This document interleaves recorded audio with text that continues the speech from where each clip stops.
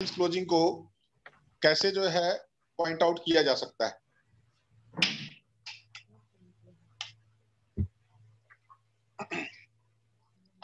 तो sales closing की बात करते हैं तो सेल्स क्लोजिंग के लिए सर सबसे पहले आपको हम 8-10 पॉइंट आज बताएंगे।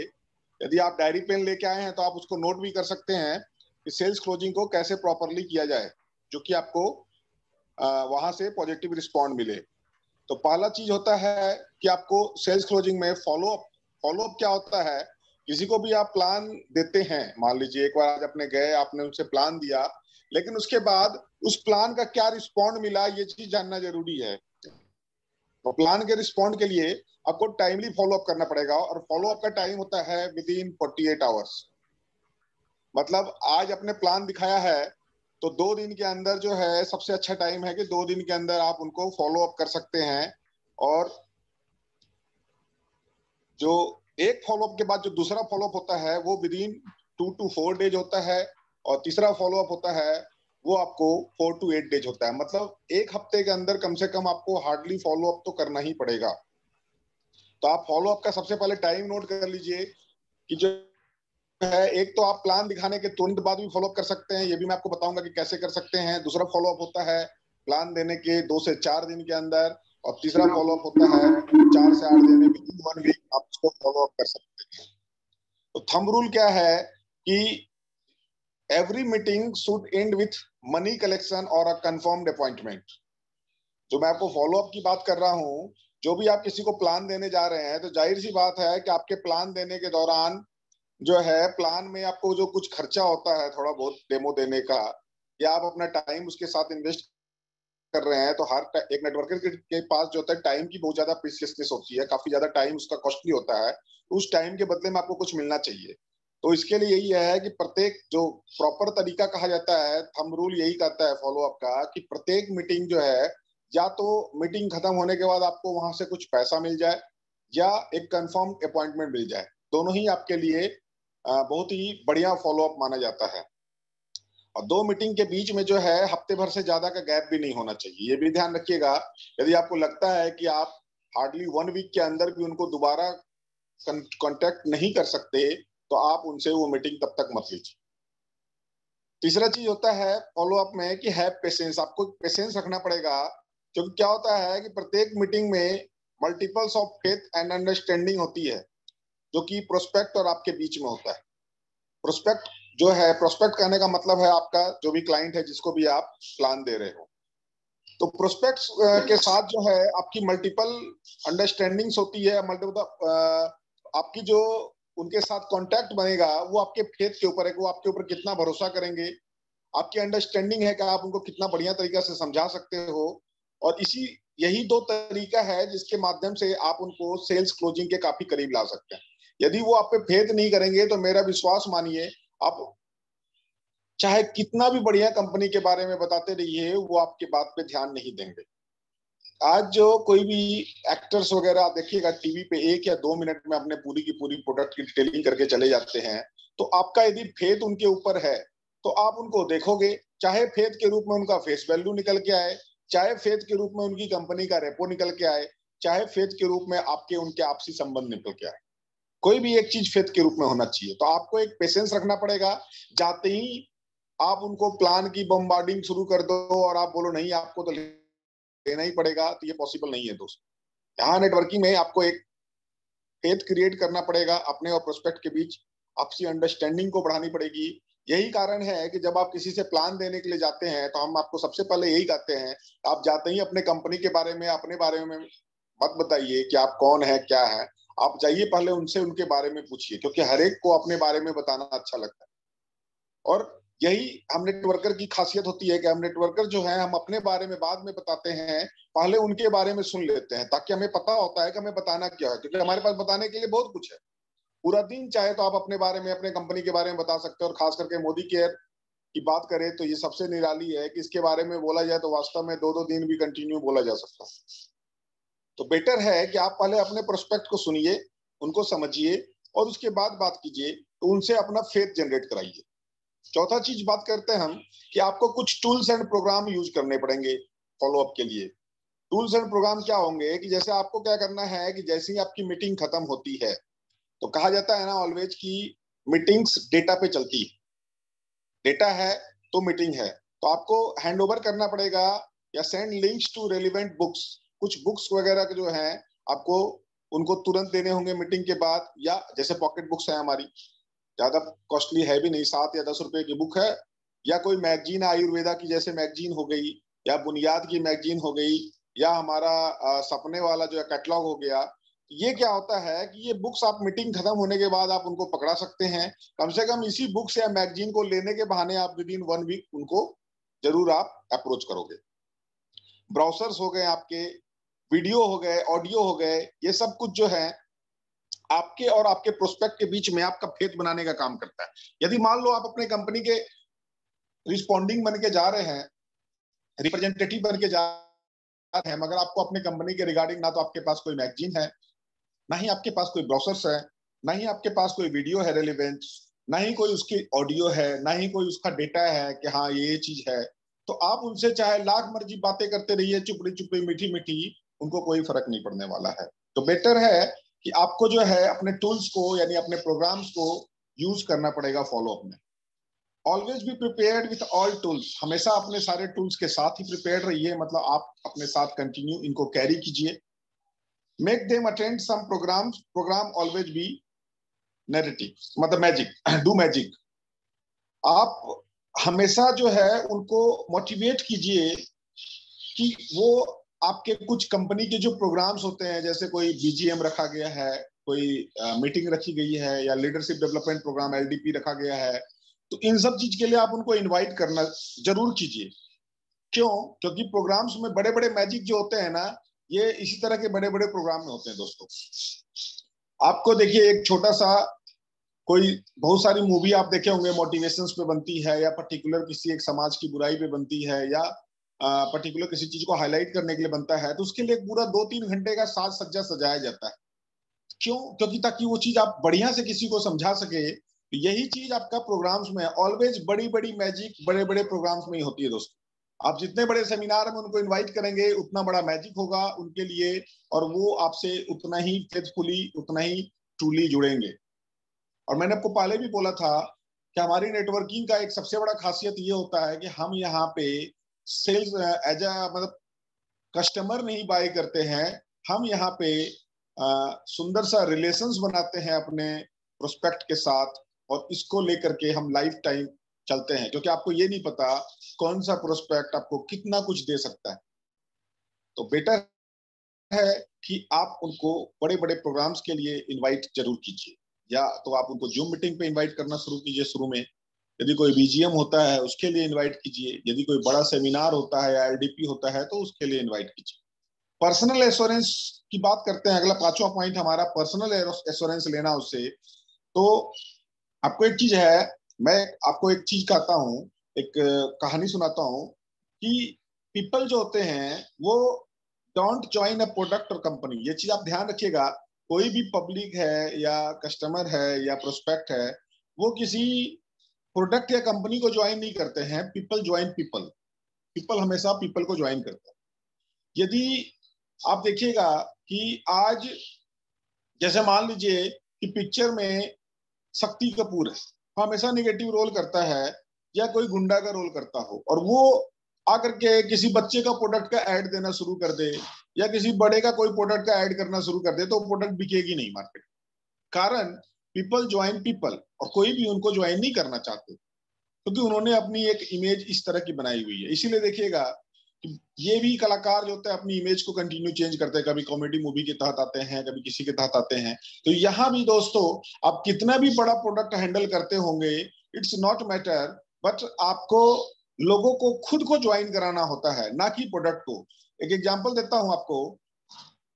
अभी मैं कुछ दिन पहले एक शॉप में गया और मुझे एक लैपटॉप लेनी थी, और जब मैंने वहां लैपटॉप की बात की, तो लैपटॉप बात किया हमने, 3-4 अलग अलग कंपनियों के लैपटॉप भी देखे, सब कुछ देखे।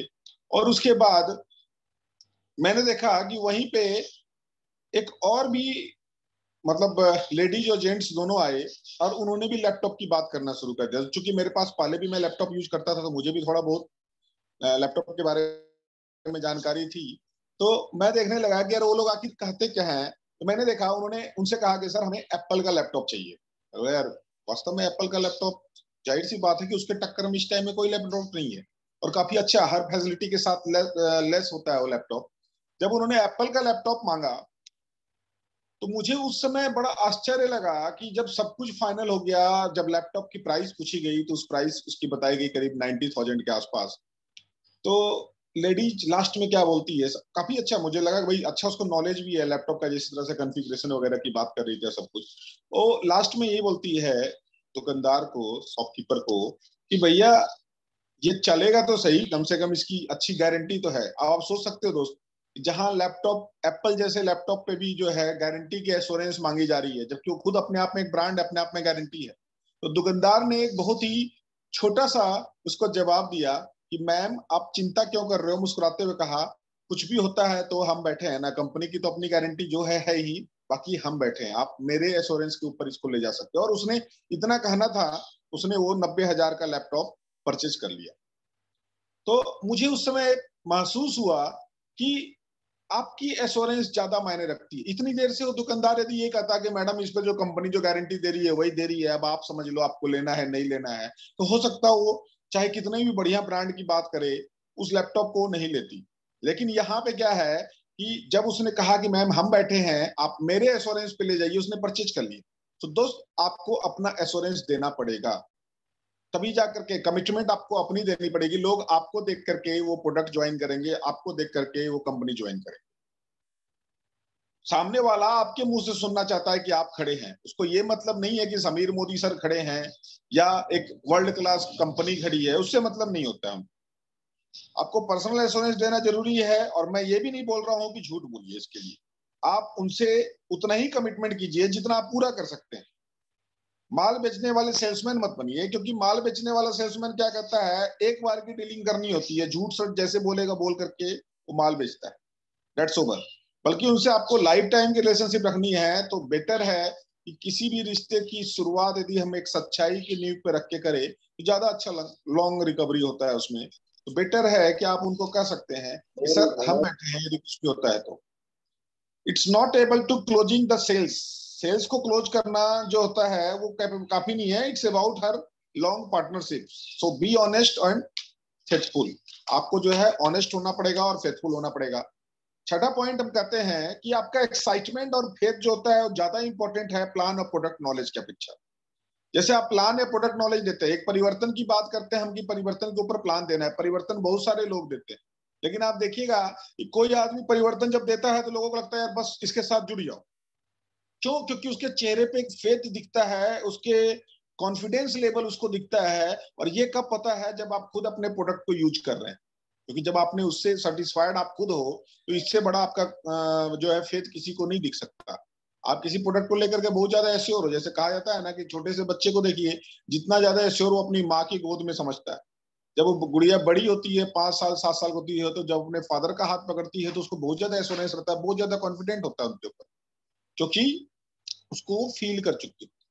तो यही चीज है दोस्तों कि आपकी एक्साइटमेंट एंड फेथ जो है ज्यादा इंपॉर्टेंट है बनिस्पत कोई भी प्लान के नॉलेज के रिगार्डिंग। तो आपको आपका खुद का कॉन्फिडेंस होना चाहिए, और खुद का कॉन्फिडेंस आपको उस प्रोडक्ट को सेल्फ यूज करने पे क्या आएगा। तो प्लान ठीक से नहीं, कुछ लोग जो होते हैं इसलिए भी फॉलो अप नहीं करते तो उनको लगता है कि प्लान ठीक से नहीं बता पा रहे हैं। तो दोस्तों एक चीज ध्यान रखिएगा कि मंजिल तो मिल ही जाएगी, भटक कर ही सही। मंजिल तो मिल ही जाएगी, भटक कर ही सही। गुमराह तो वो लोग हैं जो घर से निकले ही नहीं। दोस्तों आपकी दशा से फर्क नहीं पड़ता है, बल्कि आपकी दिशा से फर्क पड़ता है कि आप किस दिशा में। तो चलिए मैं आपको छोटा सा एक कहानी यहाँ भी सुनाता हूँ। एक बार एक जंगल में आग लगा हुआ था, और जंगल के आग को बुझाने के लिए एक जिराफ जो था, देखा यार इतने बड़े जंगल में आग लग चुका है, हमको भागने के अलावा यहाँ कुछ भी चारा नहीं है। लेकिन जंगल इतना बड़ा था, चारों तरफ से आग लगा हुआ था कि वो कितना भी भागे जंगल से बाहर नहीं निकल पा रहे थे। तो उसको दिखा कि एक छोटी सी चिड़िया जो है बार बार कहीं जा रही है, चोंच में पानी ले रही है और आकर के उस आग के ऊपर डाल रही थी। तो जिराफ उस चिड़िया को कहता है कि अरे भाई चिड़िया, क्या करके मानोगी तुम? तुम्हें भला नहीं कि आग, इतनी बड़ी आग जो है वो जो तुम एक एक बूंद पानी इसके ऊपर डाल रही हो उससे नहीं बुझेगी। तो चिड़िया एक पल के लिए, थोड़ी देर के लिए ठहरी, और फिर वो जिराफ से बोली कि मैं जो भी कर रही हूँ उससे आग नहीं बुझेगी, मैं मानती हूँ इस चीज को, लेकिन जब भविष्य में इस आग का जिक्र होगा तो मेरा नाम आग बुझाने वालों के लिस्ट में आएगा, ना कि साइड में खड़े होकर के तमाशा देखने वालों। दोस्त, हम कहां तक पहुंचेंगे इससे वास्तव में कोई फर्क नहीं पड़ता है, बल्कि जो आप और मैं अपने सपनों को पूरा करने के लिए जो लगातार प्रयास कर रहे हैं, मेहनत कर रहे हैं, अपने सपनों की ओर रोज कदम बढ़ा रहे हैं, ये ज्यादा मायने रखता है। तो यदि कोई आपको एक आता हुआ भी नजर आए ना, यार बहुत सारे लोग आए गए, तो समझ लीजिए एक तरह का जिराफ है और इस जंगल में आग लगी हुई है। बेशक आप स्टार्ट में, शुरू में एक चिड़िया हो जिसको कि बूंद बूंद पानी ही उस जंगल के ऊपर डालना है, लेकिन कल को आप जैसा चिड़िया एक फायर ब्रिगेड बनेगा और पूरा का पूरा आग बुझाएगा। अगला जो हमारा 7वां पॉइंट है, don't ask open ended questions. बहुत ही जबरदस्त पॉइंट है सेल्स क्लोजिंग को लेकर के, कि आप कभी भी ओपन एंडेड क्वेश्चंस मत पूछिए। जैसे कुछ लोग क्वेश्चंस होते हैं, बड़े बेवकूफ टाइप के क्वेश्चन पूछते हैं, बेहुदा सवाल पूछते हैं। जैसे मैं आपको कुछ बताता हूँ, एक क्वेश्चन पूछा जाता है सेल्स के बाद, सर आपने क्या सोचा। अब ऐसा क्वेश्चन आप पूछोगे सब पूरा प्लान देने को, सर आपने क्या सोचा, तो बोलेगा कि कुछ नहीं सोचा मैंने। फिर आप बोलोगे सर फिर आपको कैसा लगा, बोलेगा वैसा ही लगा जैसे बाकी सबका था, और तो उसने और भी प्लान देखे होंगे, तो वही बोलेगा आपको कि भाई ऐसे ही लगा जैसे बाकी सबका था। फिर आपका अगला क्वेश्चन होता है, सर फिर आप करेंगे या नहीं करेंगे। तो इस तरह के जब आप क्वेश्चंस पूछोगे दोस्त, कभी भी सेल्स क्लोजिंग प्रॉपर नहीं हो। बल्कि सेल्स क्लोजिंग के लिए जो क्वेश्चंस होते चाहिए वो कुछ इस तरह से होना चाहिए, ये ओपन एंडेड क्वेश्चंस नहीं होने चाहिए, क्लोज एंडेड क्वेश्चंस होने चाहिए। मैं आपको कुछ क्वेश्चंस पूछता हूँ, ऐसे क्वेश्चंस आप नोट कर सकते हो। आप क्वेश्चन उससे पूछो, सर आपको क्या पसंद आया, पीपल, प्रोडक्ट या प्लान। अब जाहिर सी बात है, आपने उसको 3 ही ऑप्शन दिए, पीपल, प्रोडक्ट या प्लान। मतलब या आप पूछ सकते हो सर आपको क्या पसंद आया, प्लान, प्रोडक्ट या मैं। अब जाहिर सी बात है तीनों में से कुछ ना कुछ वो बोलेगा। यदि प्लान बोलता है तो बोलो सर वेरी गुड, मेरे को भी शुरू में यही पसंद आया था इसीलिए मैं जुड़ा था। प्रोडक्ट, क्या आपने स्टेटमेंट देखी, हमारा प्लान है ही इतना सॉलिड, चलिए बताइए आइए करते हैं इसको। यदि वो बोलता है प्रोडक्ट, वेरी गुड सर, बहुत अच्छी बात है, कौन सा प्रोडक्ट पसंद आया, अगला क्वेश्चन हो जाएगा आपका। तो बोलेगा जी ये पसंद आया। तो आपने यदि मान लो प्रोडक्ट बोलता है, आपने तुरंत बोलना है सर आपको मैं कौन सा प्रोडक्ट दे करके जाऊं, ये वाला या वो वाला। अब जाहिर सी बात है आपने उसको 2 ही ऑप्शन दिया, ये प्रोडक्ट चाहिए या ये वाला प्रोडक्ट चाहिए, तो कोई ना कोई आपको आंसर देगा। फिर है कि अगला क्वेश्चन आप उसको ऐसे ही पूछ सकते हो, सर आप अपने अपने नाम पर बिजनेस शुरू करेंगे या आप अपने वाइफ के नाम पे या किसी रिलेटिव के नाम पे। तो आप ऐसे बोल सकते हो सीधा, सर बिजनेस जो है, यदि वो बोलता है जी मुझे प्लान पसंद आया, तो वेरी गुड सर, बहुत अच्छा, मुझे भी यही पसंद आया। अच्छा आप बताइए, आप अपने नाम पे बिजनेस स्टार्ट करना चाहेंगे या अपनी वाइफ के नाम पे स्टार्ट करना चाहेंगे। जाहिर सी बात है वो 2 ही ऑप्शन आपने दिया, चाहे आप अपना बोलो या वो अपनी वाइफ का बोलेगा, कहीं ना कहीं तो बोलेगा ही। एक क्वेश्चन होता है, सर आप कैश में अभी पेमेंट देना पसंद करेंगे या आप मुझे चेक दे देंगे, क्योंकि उधारी खाता यहाँ है नहीं। मान लीजिए आपने उसका प्रोडक्ट लिया, प्रोडक्ट का मान लीजिए आपके 1,500 या 2,000 या 3,000 जितने का भी बिल बनता, आप तुरंत पूछिए कि सर आप कैश पेमेंट करना पसंद करेंगे या चेक पेमेंट करेंगे। या जैसे ऑनलाइन का चल रहा था, आप बोल सकते हैं सर आप यूपीआई भी ट्रांसफर कर सकते हो। रजिस्ट्रेशन की बात करते हैं, यदि वो बोलता है तो आप उसको ये भी पूछ सकते हो, सर आप रजिस्ट्रेशन खुद करना पसंद करेंगे या मैं, आप मुझे अभी अपना डिटेल्स दे देंगे और मैं आपके प्रोडक्ट रजिस्ट्रेशन को खुद कर दूं। तो वो जाहिर सी बात है, अब उसको 2 ही ऑप्शन आपने दिया, आपने ये तो पूछा ही नहीं कि सर आप रजिस्टर्ड करेंगे या नहीं करेंगे।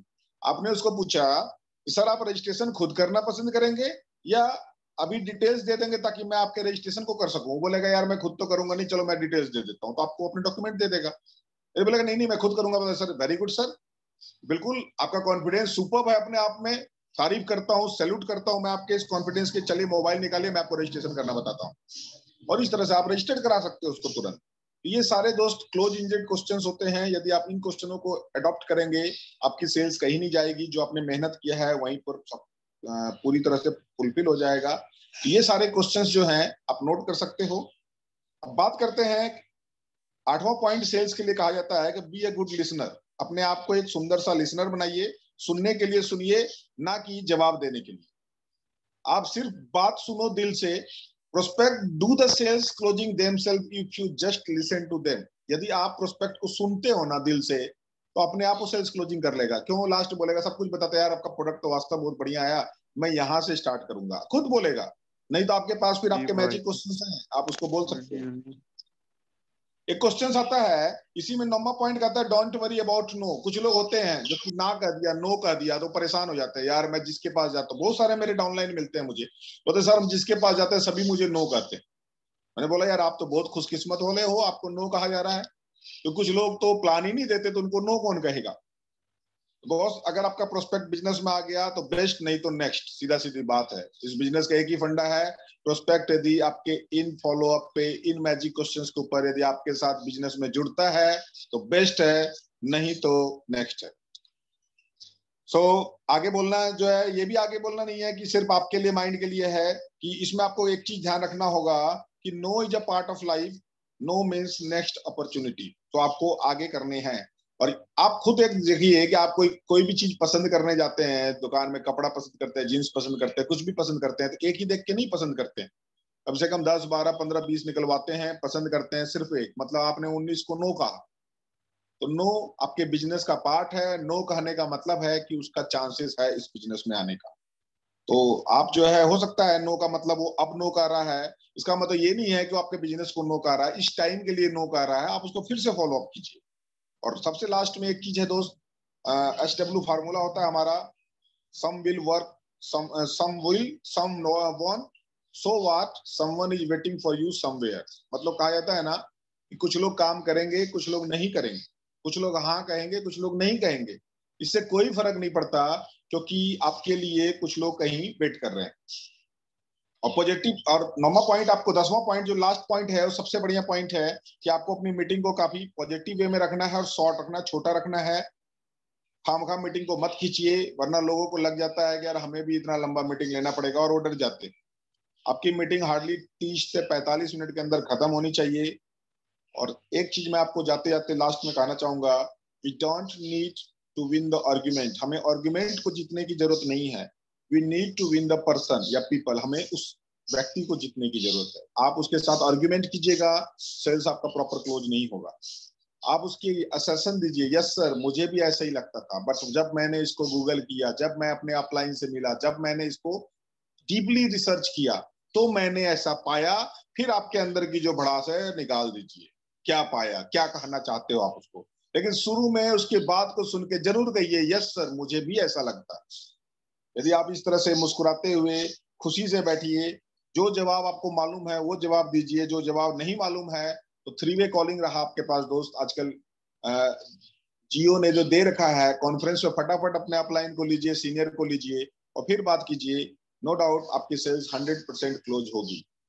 तो यही था मेरा आज सेल्स क्लोजिंग का प्रोस्पेक्ट। थोड़ा लंबा था बट उसे जल्दी जल्दी खींचना पड़ा। यदि किसी को कोई पॉइंट समझ में नहीं आया तो आप मुझसे पूछ सकते हैं, क्योंकि मेरे पास मैसेज आ रहा है गुरुदेव जी का, 10 मिनट बच रहे हैं। तो चलिए 10 मिनट में हम आपके क्वेश्चंस लेते हैं। यदि किसी को कोई डाउट है तो एक बार आप पूछ सकते हो। सर